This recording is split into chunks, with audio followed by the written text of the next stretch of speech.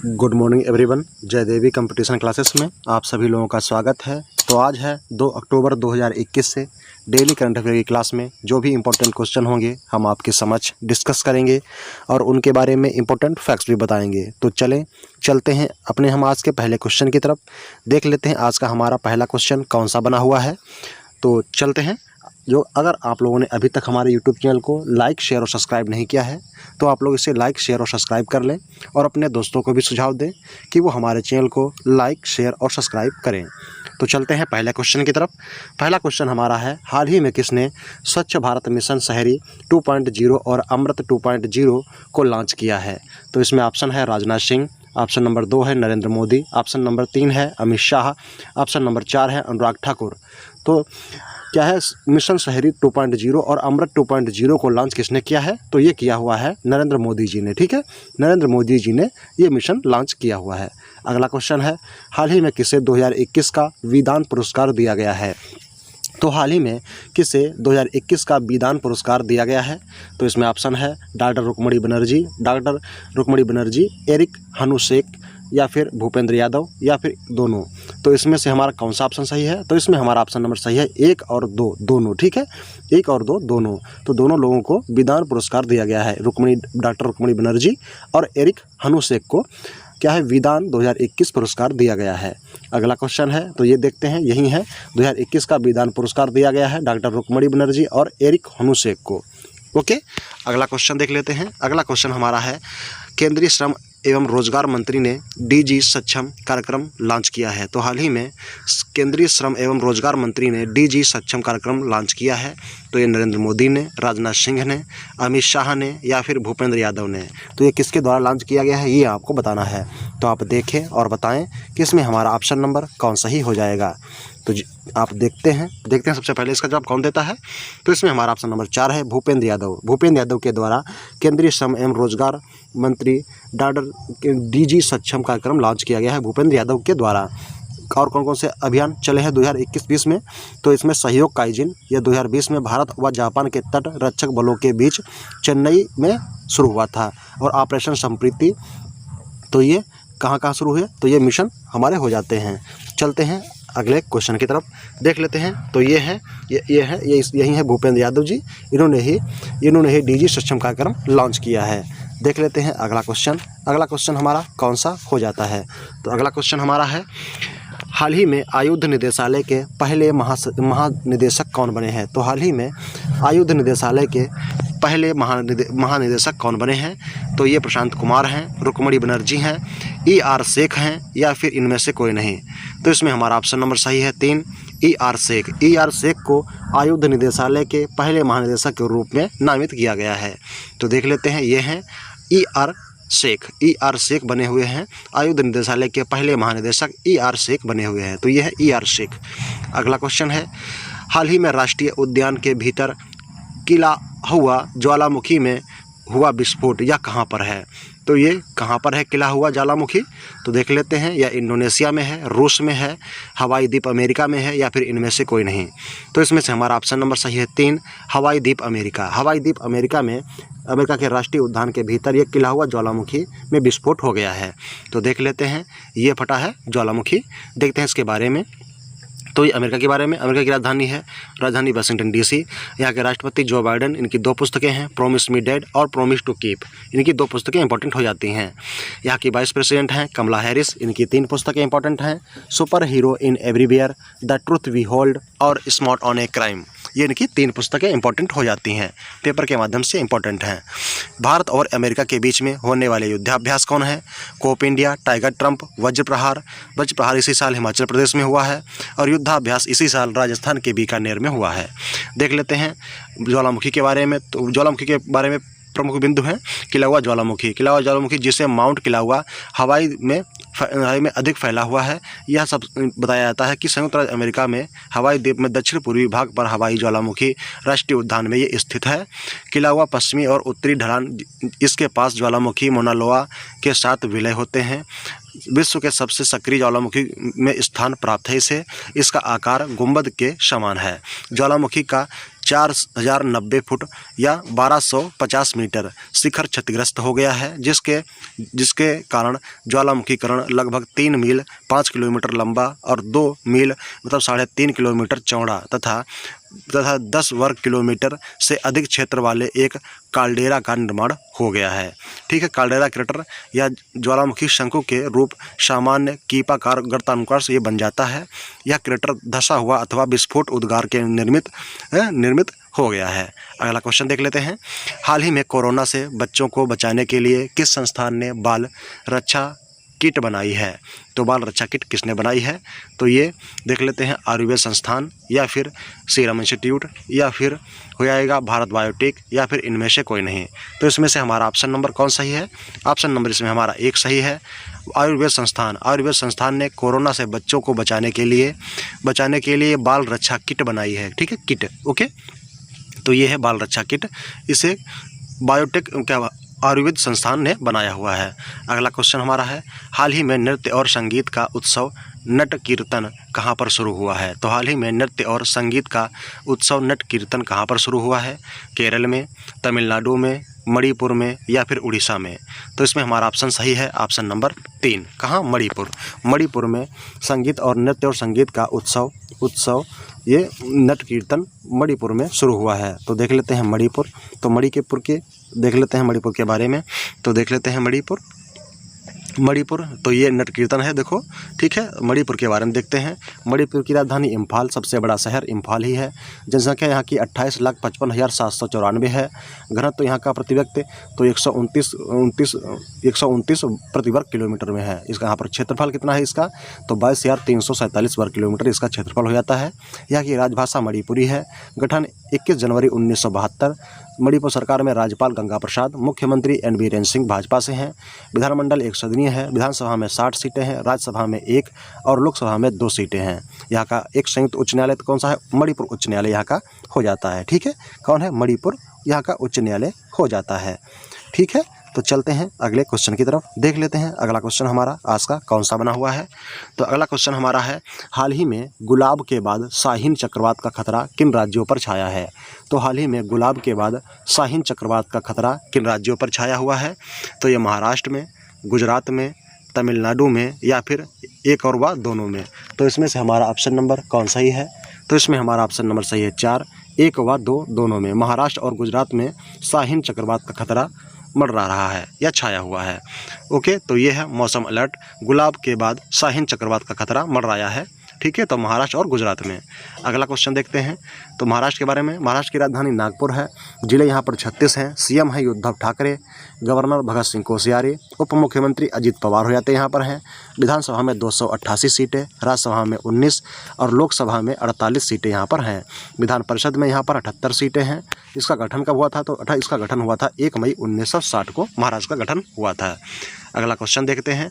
तो अगला हमारा क्या है? गुजरात की राजधानी गांधीनगर, सबसे बड़ा शहर है अहमदाबाद। जनसंख्या यहाँ की है कितनी है? तो 6 करोड़ 43,09,692।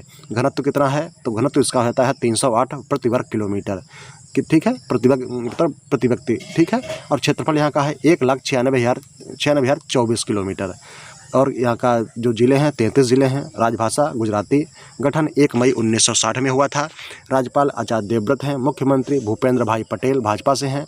विधानमंडल में 1 सदनीय है। विधानसभा में 182 सीटें, राज्यसभा में 11 और लोकसभा में 29 सीटें हो जाती हैं। यहाँ का उच्च न्यायालय ये गुजरात का उच्च न्यायालय गुजरात में ही है। ओके, अगला क्वेश्चन है, भारत सरकार ने किस राज्य पर लोहित नदी पर परशुराम कुंड विकसित करने का काम शुरू किया है? तो हाल ही में भारत ने किस राज्य पर लोहित नदी पर परशुराम कुंड विकसित करने का काम शुरू किया है? तो ये कहाँ पर है? ये मध्य प्रदेश में है या फिर छत्तीसगढ़ में है या फिर ये कर्नाटक में है या फिर हो जाएगा ये अरुणाचल प्रदेश? तो इसमें से हमारा ऑप्शन नंबर सही है, ऑप्शन नंबर 4 अरुणाचल प्रदेश। अरुणाचल प्रदेश राज्य के लोहित नदी पर परशुराम कुंड विकसित करने का काम शुरू किया गया है। देख लेते हैं अरुणाचल प्रदेश। तो ये यहाँ पर पूजन अर्पण हो रहा है। ठीक है, तो देख लेते हैं अरुणाचल प्रदेश। अरुणाचल प्रदेश की राजधानी क्या है? तो अरुणाचल प्रदेश की राजधानी, ठीक है, अरुणाचल प्रदेश की राजधानी हो जाएगी छत्तीसगढ़। और इसके मुख्यमंत्री हैं बी डी मिश्रा, और इसके मुख्यमंत्री राज्यपाल हैं बी डी मिश्रा। मुख्यमंत्री पेमा खांडू भाजपा से। विधानसभा में 60 सीटें, राज्यसभा में 1 और लोकसभा में 2 सीटें हैं। यहाँ का उच्च न्यायालय कौन सा है? गुवाहाटी। यहाँ का जो कौन सा है उच्च न्यायालय? तो उच्च न्यायालय गुवाहाटी है। उच्च न्यायालय ईटानगर खंडपीठ इसकी है। अगला क्वेश्चन देखते हैं। अगला क्वेश्चन है अंतर्राष्ट्रीय हॉकी दिवस कब मनाया गया है? अंतर्राष्ट्रीय हॉकी दिवस कब मनाया गया है? तो ये मनाया गया 28 सितंबर को, 30 सितंबर को, 1 अक्टूबर को, या फिर इनमें से कोई नहीं। तो अंतर्राष्ट्रीय हॉकी दिवस मनाया गया है 1 अक्टूबर को। ठीक है, 1 अक्टूबर को अंतर्राष्ट्रीय हॉकी दिवस मनाया गया है। अगला क्वेश्चन है किस देश के पूर्व राष्ट्रपति को 1 वर्ष की सज़ा सुनाई गई है? तो किस देश के पूर्व राष्ट्रपति को 1 वर्ष की सज़ा सुनाई गई है? फ्रांस के, अमेरिका के, रूस के, या फिर कनाडा के? तो इसमें हमारा ऑप्शन सही है 1 फ्रांस। फ्रांस के पूर्व राष्ट्रपति को 1 वर्ष की सज़ा सुनाई गई है। ओके।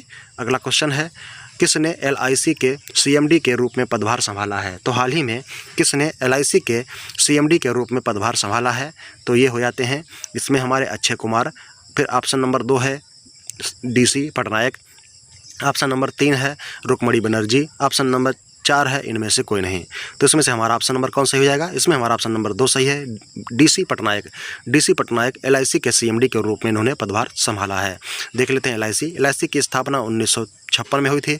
मुख्यालय मुंबई महाराष्ट्र। CMD इसके MR कुमार। ठीक है, MR कुमार इसके CMD पहले थे। ठीक है, अब कौन बने हैं? तो अब बने हैं DC पटनायक। ओके, अब इसके DC पटनायक बन गए हैं। पहले कौन थे? तो MR कुमार थे। ठीक है, अगला क्वेश्चन देख लेते हैं। अगला क्वेश्चन है हाल ही में किसने भारत में अपना सबसे बड़ा क्रिएटर एजुकेशन प्रोग्राम शुरू किया है? तो हाल ही में किसने भारत में अपना सबसे बड़ा क्रिएटर एजुकेशन प्रोग्राम शुरू किया है? तो ये इंस्टाग्राम है, ट्विटर है, फेसबुक है, या फिर व्हाट्सअप है? तो इसमें से हमारा ऑप्शन नंबर सही है। ऑप्शन नंबर कौन सा? 3। ऑप्शन नंबर 3 इसमें हमारा फेसबुक आएगा। फेसबुक की स्थापना हुई थी 2009 में, और इसका मुख्यालय है जो कहाँ? कैलिफोर्निया। और इसके CMD कौन है या CEO कौन है? तो मार्क जुकरबर्ग। ओके, देख लेते हैं अगला क्वेश्चन। हाल ही में NSDL के MD एंड CEO के रूप में किसे नियुक्त किया गया है? हाल ही में NSDL के MD एंड CEO के रूप में किसे नियुक्त किया गया है?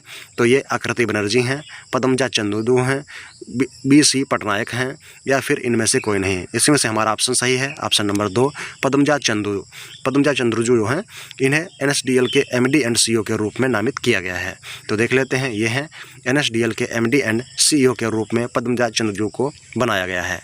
अगला क्वेश्चन है हाल ही में किसे फिर से प्रोड्यूसर मिल्ड ऑफ इंडिया का अध्यक्ष चुना गया है? तो हाल ही में किसे फिर से प्रोड्यूसर मिल्ड ऑफ इंडिया का अध्यक्ष चुना गया है? सिद्धार्थ राय कपूर, रजत शर्मा, अनुपम खेर, या फिर पद्मजा चंद्रू? तो इसमें से हमारा ऑप्शन नंबर सही है 1 सिद्धार्थ राय कपूर। सिद्धार्थ राय कपूर को फिर से प्रोड्यूसर मिल्ड ऑफ इंडिया का अध्यक्ष चुना गया है। तो ये है सिद्धार्थ कपूर, इन्हें ही मिल्ड ऑफ इंडिया का अध्यक्ष चुना गया है। अगला क्वेश्चन है किस राज्य में पहली खासी महिला मुख्य सचिव को नियुक्त किया गया है? तो किस राज्य में पहली खासी महिला मुख्य सचिव के रूप में इन्हें नियुक्त किया गया है? तो ये मेघालय में, छत्तीसगढ़ में, या फिर उड़ीसा में, या फिर पश्चिम बंगाल में? तो इसमें हमारा ऑप्शन सही है मेघालय में पहली खासी महिला को मुख्य सचिव के रूप में नियुक्त किया गया है। किससे? तो ये खासी महिला हैं, मेघालय में इन्हें नियुक्त किया गया है मुख्य सचिव के रूप में। ओके, अगला क्वेश्चन देखते हैं। तो अगला क्वेश्चन है हाल ही में रुपिंदर पाल सिंह ने संन्यास की घोषणा की है, वह किस खेल से संबंधित थे? हाल ही में रुपिंदर पाल सिंह ने संन्यास की घोषणा की है, वह किस खेल से संबंधित थे? तो वे टेनिस है, फुटबॉल है, हॉकी है, या फिर क्रिकेट? तो इसमें से हमारा ऑप्शन नंबर सही है 3 हॉकी में रुपिंदर पाल सिंह ने संन्यास की घोषणा की है। ये हॉकी से संबंधित थे। ठीक है, हॉकी के प्लेयर थे रुपिंदर पाल सिंह। तो ये है रुपिंदर पाल सिंह, इन्होंने ही हॉकी के खेल से संन्यास की घोषणा कर दी है। अगला क्वेश्चन है किस देश के शोधकर्ताओं ने कृषि अवशेषों से हाइड्रोजन के प्रत्यक्ष उत्पादन के लिए तकनीकी विकसित की है? तो हाल ही में किस देश के शोधकर्ताओं ने कृषि अवशेषों से हाइड्रोजन के प्रत्यक्ष उत्पादन के लिए तकनीकी विकसित की है? तो ये भारत है, अमेरिका है, रूस है, या फिर चीन? तो इसमें हमारा ऑप्शन नंबर सही है 1 भारत के शोधकर्ताओं ने कृषि अवशेषों से हाइड्रोजन के प्रत्यक्ष उत्पादन के लिए तकनीकी विकसित की हुई है। अभी हाल ही में भारत ने अभी हाल ही में भारत के शोधकर्ताओं ने गन्ने से एथेनॉल से एथेनॉल और पेट्रोल को एक में मिलाकर प्रयोग करने के लिए प्रयोग के लिए इसमें सुझाव दिए थे। ठीक है, तो 2025 तक गन्ने में 20% एथेनॉल मिलाकर पेट्रोल का उपयोग किया जाएगा। ठीक है, गन्ने से निर्मित एथेनॉल को 2025 तक पेट्रोल में मिलाकर इसका उपयोग किया जाएगा, जिससे पेट्रोल की खपत में कमी आएगी। ओके, अगला क्वेश्चन देख लेते हैं। हाल ही में एसएसडीसी का अध्यक्ष किसे चुना गया है? हाल ही में एसएसडीसी का अध्यक्ष किसे चुना गया है? तो ये रजत शर्मा हैं, अनुपम खेर हैं, या फिर सिद्धार्थ राय कपूर हैं, या फिर विनोद अग्रवाल हैं। तो इसमें हमारा ऑप्शन नंबर सही है 4, विनोद अग्रवाल। विनोद अग्रवाल को एएसडीसी का अध्यक्ष नियुक्त किया गया है। तो ये है विनोद अग्रवाल, इन्हें ही एएसडी का अध्यक्ष चुना गया है। अगला क्वेश्चन हमारा है, किस राज्य में सामाजिक जवाबदेही कानून पारित कराने के लिए अभियान चलाया गया है? किस राज्य में सामाजिक जवाबदेही कानून पारित कराने के लिए अभियान चलाया गया है? तो ये चला गया है राजस्थान में, या फिर तमिलनाडु में, या फिर उड़ीसा में, या फिर गुजरात में। तो इसमें से हमारा ऑप्शन नंबर कौन सही है? इसमें ऑप्शन नंबर आप बताएं कि इसमें हमारा ऑप्शन नंबर कौन सही हो जाएगा। देखते हैं सबसे पहले जवाब इसका कौन देता है। तो इसमें हमारा ऑप्शन नंबर सही है, ऑप्शन नंबर 1, राजस्थान। राजस्थान राज्य सरकार के द्वारा राजस्थान राज्य में सामाजिक जवाबदेही कानून पारित कराने के लिए अभियान चलाया गया है। तो देख लेते हैं राजस्थान में मुख्यमंत्री चिरंजीवी योजना चल रही है, जहां पर सभी व्यक्तियों का फ्री स्वास्थ्य बीमा होगा। राजस्थान सरकार ने वैदिक शिक्षा और संस्कार बोर्ड के गठन को मंजूरी दी है। 52वां रामगढ़ विषधारी वन्यजीव अभ्यारण्य, जो एक बाघ अभ्यारण्य है, हाल ही में घोषित किया गया है। Project BOLD bamboo oasis on land in drought, ये यहाँ पर कहाँ किया गया है? तो यह राजस्थान में लॉन्च किया गया है। राजस्थान का लक्ष्य है मिशन निर्यातक बनना। क्या है राजस्थान का लक्ष्य? है मिशन निर्यातक बनना। राजस्थान में ही इंदिरा गांधी की शहरी क्रेडिट कार्ड योजना चल रही है। भारत का पहला अंगदाता स्मारक पार्क ये भी जयपुर में बना हुआ है। स्टैचू ऑफ पीस ये पाली में है। एक पौधा सुपोषित बेटी के नाम योजना ये भी राजस्थान में चल रही है। बीएसएफ ने सर्द हवा ऑपरेशन ये भी राजस्थान में शुरू किया था कुछ दिन पहले। हाल ही में अगला क्वेश्चन है, हाल ही में इंडियन सोसाइटी ऑफ एडवर्टाइजर्स के अध्यक्ष कौन बने हैं? तो हाल ही में इंडियन सोसाइटी ऑफ एडवर्टाइजर्स के अध्यक्ष कौन बने हैं? तो ये सुनील कटारिया हैं, विनोद अग्रवाल हैं, राजेश शर्मा हैं, या फिर अनुपम खेर हैं। तो इसमें हमारा ऑप्शन नंबर 1 सही है, सुनील कटारिया। सुनील कटारिया को इंडियन सोसाइटी ऑफ एडवर्टाइजर्स के अध्यक्ष के रूप में नामित किया गया है। ओके, तो देख लेते हैं, ये है सुनील कटारिया, इन्हें ही इंडियन सोसाइटी ऑफ एडवर्टाइजर्स के अध्यक्ष के रूप में चुना गया है। अगला क्वेश्चन है, हाल ही में पिंक बॉल टेस्ट क्रिकेट में शतक लगाने वाले पहले भारतीय महिला खिलाड़ी कौन बनी हैं? तो हाल ही में पिंक बॉल टेस्ट क्रिकेट में शतक लगाने वाली पहली भारतीय महिला खिलाड़ी कौन बनी हैं? तो ये दीप्ति शर्मा हैं, मिताली राज हैं, स्मृति मंथाना हैं, या फिर इनमें से कोई नहीं। तो इसमें हमारा ऑप्शन नंबर सही है 3, स्मृति मंथाना। स्मृति Mandhana pink ball test cricket में शतक लगाने वाली पहली भारतीय महिला खिलाड़ी बनी हुई हैं। देख लेते हैं, तो इन्हें 1 अक्टूबर को 22 चौके और 1 छक्का लगाकर टोटल इन्होंने 127 रन बनाए हुए हैं। ठीक है, तो कौन है? स्मृति मंथाना। ओके, चलते हैं अगले क्वेश्चन की तरफ। तो अगले क्वेश्चन हमारे यही समाप्त होते हैं। अब हम आज देखेंगे भारत के पर्वतीय नगर। ठीक है, तो भारत के पर्वतीय नगर वो कहाँ हैं और किस राज्य में स्थित हैं, इनके बारे में देख लेते हैं। उसके बाद हम अपना ये सेशन को विराम देंगे। ठीक है, तो आप लोग अभी धैर्य बनाए रहें और रुके रहें। ठीक, हाँ, तो देख लेते हैं भारत के पर्वतीय नगर। ठीक है, भारत के प्रमुख पर्वतीय नगर हैं, तो देख लेते हैं इसमें कौन कौन से हैं। तो इसमें हमारा पहला हो जाएगा गुलमर्ग, ये जम्मू कश्मीर में है। इसकी ऊंचाई 2651 मीटर हो जाती है। ऊटी तमिलनाडु में है। इसकी ऊंचाई 2286 मीटर हो जाती है। शिमला हिमाचल प्रदेश में है। इसकी ऊंचाई 2206 मीटर हो जाती है। ठीक है, 2206 मीटर समुद्र तल से ऊंचाई है। ठीक है, फिर है पहलगांव जम्मू कश्मीर में है। इसकी ऊंचाई 2195 मीटर है। फिर अगला है दार्जिलिंग है, ये पश्चिम बंगाल में है। कहाँ है? तो दार्जिलिंग ये पश्चिम बंगाल में है। पश्चिम बंगाल में हो जाता है। इसकी ऊंचाई 2134 किलोमीटर हो जाती है। डलहौजी हिमाचल प्रदेश में है। इसकी ऊंचाई 1935 मीटर हो जाती है। मसूरी उत्तराखंड में है, इसकी ऊंचाई 2005 मीटर है। नैनीताल उत्तराखंड में है, इसकी ऊंचाई 1938 मीटर हो जाती है। कुन्नूर यह तमिलनाडु में है, इसकी ऊंचाई 1859 किलोमीटर है, 59 मीटर है भैया। फिर है गंगटोक, ये सिक्किम में है, इसकी ऊंचाई 1850 मीटर है। मनाली हिमाचल प्रदेश में है, इसकी ऊंचाई 1829 किलोमीटर है, 29 मीटर है। रानीखेत उत्तराखंड में है, इसकी ऊंचाई 1829 मीटर है। श्रीनगर जम्मू कश्मीर में, इसकी ऊंचाई 1768 मीटर है। अल्मोड़ा उत्तराखंड में है, इसकी ऊंचाई 1646 मीटर है। शिलांग मेघालय में है, इसकी ऊंचाई 1496 मीटर है। सोलन ये है हिमाचल प्रदेश, सोलन में ही आलू अनुसंधान केंद्र भी है, ये 1494 मीटर ऊंचा है। महाबलेश्वरम महाराष्ट्र में है, इसकी ऊंचाई 1372 मीटर है। धर्मशाला हिमाचल प्रदेश, इसकी ऊंचाई 1250 मीटर है।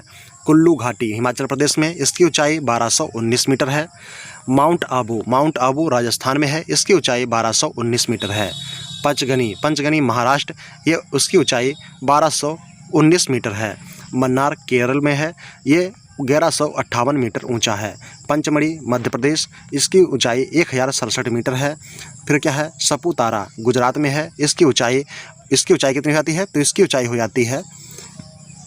जाती है क्या है, सपुतारा इसकी ऊंचाई हो जाती है 957, ठीक है, 975 मीटर, ठीक है, 975 मीटर इसकी ऊंचाई हो जाती है। अगला हो जाता है पेरियार की ऊंचाई है केरल, इसकी ऊंचाई है 914 मीटर। फिर क्या है, लोनावाला महाराष्ट्र में है, इसकी ऊंचाई 620 मीटर है। फिर क्या है, खंडाला है महाराष्ट्र, खंडाला महाराष्ट्र में है, इसकी ऊंचाई 620 मीटर हो जाती है। तो हमने ये देख लिया आज है भारत के प्रमुख पर्वतीय नगर, ठीक है, भारत के प्रमुख पर्वतीय नगर हैं जो पेपर में एक प्रश्न यहाँ से आता ही आता है। तो ये इंस्टीन है, मतलब ये आपको भूगोल के अंतर्गत शामिल किया जाता है, ठीक है। तो चलते हैं, देख लेते हैं। तो आज हमारा सेशन यहीं समाप्त होता है। तो आज के हमारे क्वेश्चन यहीं पर समाप्त होते हैं। थैंक्स फॉर वॉचिंग, धन्यवाद। अगर आप लोगों ने अभी तक हमारे यूट्यूब चैनल को लाइक, शेयर और सब्सक्राइब नहीं किया है तो आप लोग अपने दोस्तों को मिलकर उनके साथ शेयर करें और उन्हें ये सुझाव दें कि वो हमारे चैनल को लाइक, शेयर और सब्सक्राइब करें। थैंक्स फॉर वॉचिंग, धन्यवाद। Have a good day, nice day.